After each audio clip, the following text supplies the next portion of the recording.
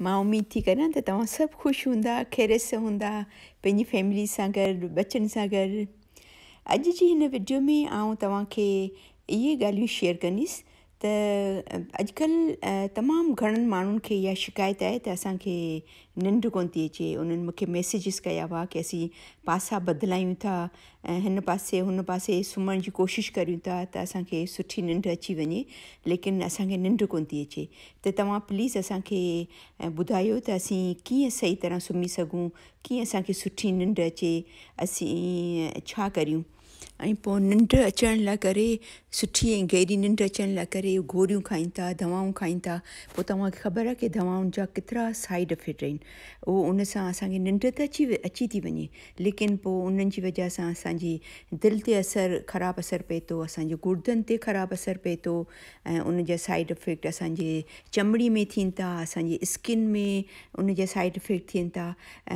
त दवाऊं खाइण जा बदकिस्मती सां उन जा वरी इलाही नुक़सान आहिनि अगरि असीं दवा वठूं था त।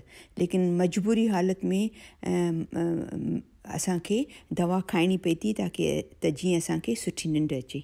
असांजे जिस्म में हिकिड़ो केमिकल मादो थिए थो जंहिंखे सेरोटोनिन चवनि था। उहो कुदरती तौर पर असांजी बॉडी उनखे, असांजो जिस्म उनखे प्रोड्यूस करे थो, ठाहे थो।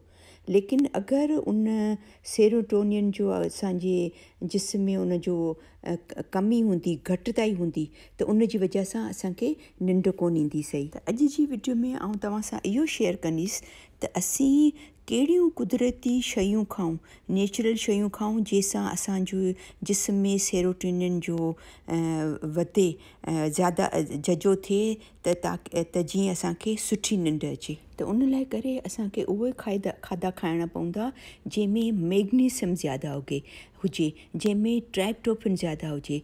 अगरि खाधे में ट्राइप्टोफैन ज़्यादा हूंदो, मैग्नीशियम ज़्यादा हूंदो, त उन जी वजह सां असांजे जिस्म में सेरोटोनिन जो तादादु वधंदो, उहो ज़्यादा थींदो ऐं जंहिंसां असांखे सुठी निंड ईंदी। त उन जे लाइ हिकिड़ो त केलो तमामु सुठी शइ आहे। सुम्हण खां 2-3 कलाक पहिरीं तव्हां केलो खाओ, जंहिंसां बि तव्हांखे बहितरीनु निंड ईंदी। ऐं ॿियो, माखी तमामु बहितरीनु आहे। सुम्हण खां 2-3 कलाक पहिरीं खीर में विझी पियो या ईअं चमिचो भरे पी वञो माखी जो, उन सां बि तमामु सुठी निंड अची। ऐं ॿियो, गरम खीर जो हिकिड़ो कप, उन में माखी विझी पियो त उहो बि सुठो आहे। लेकिन अॼु जी वीडियो में असीं ॻाल्हाईंदासीं त बादाम जे लाइ करे, त बादाम कीअं असांजे लाइ सुठा आहिनि। बादाम जे अंदरि हिकिड़ो तमामु हेल्दी फैट थिए थो, जंहिंमें मैग्नीशियम थिए थो, विटामिन ई थिए थो। बादाम असांजे जिस्म में ब्लड प्रेशर खे लो कनि था, शुगर खे लो कनि था, शुगर लाइ इलाही बहितरीनु आहिनि, असांजी दिलि जी बीमारी लाइ इलाही बहितरीनु आहिनि।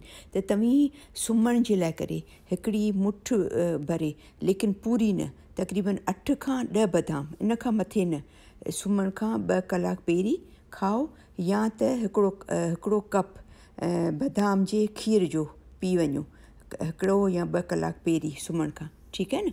लेकिन खीर खे तव्हांखे थधो कोन्हे पीअणो, गरम करे पीअणो आहे, या त रूम टेम्परेचर ते, या गरम करे हुन में थोरी हनी अगरि विझणु चाहियो, शहद, माखी, त उहो मिलाए ऐं सुम्हण खां हिकिड़ो 2 कलाक पहिरीं पीओ। लेकिन मुंहिंजी तव्हांखे नसीहत इहा आहे, सलाह इहा आहे त हिन खीर पीअण खां अगरि तव्हीं बादाम खाओ था त उहे तव्हांजी सिहत लाइ वधीक सुठा आहिनि, वधीक बहितरीनु आहिनि। छो त बादाम जे अंदरि मेलेटोनिन, मैग्नीशियम ऐं ट्राइप्टोफैन जो तादादु ज़्यादा थिए थो, त उहो उन जी वजह सां सेरोटोनिन असांजे जिस्म में वधे थो, त जंहिंजी वजह सां असांखे सुठी निंड अचे थी। त इन लाइ कोशिशि करे रोज़ाना बादाम खाईंदा वञो। त मां उमेद थी करियां त मुंहिंजी अॼु जी वीडियो तव्हांखे पसंदि आई हूंदी। उनखे प्लीज़ ज़रूरु लाइक कजो, शेयर कजो, ऐं अगरि तव्हां मुंहिंजो चैनल सब्सक्राइब कोन करायो आहे त उनखे ज़रूरु सब्सक्राइब कराइजो ताकी जीअं मुंहिंजूं सभु वीडियोस तव्हांखे मिलंदियूं रहनि।